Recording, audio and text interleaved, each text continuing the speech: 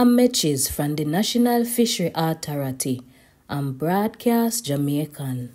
Me there for remind you, so the season for top catch lobster start from 1st of April. What make me tell you this? What that mean? It means say you know fi catch no more lobster between 1st of April and June 30 this year, 2024. But what you supposed to do?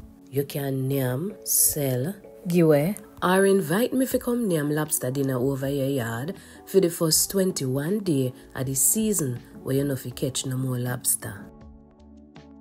But by April 7, you have to make we know say you have lobster and you catch them before the season they close.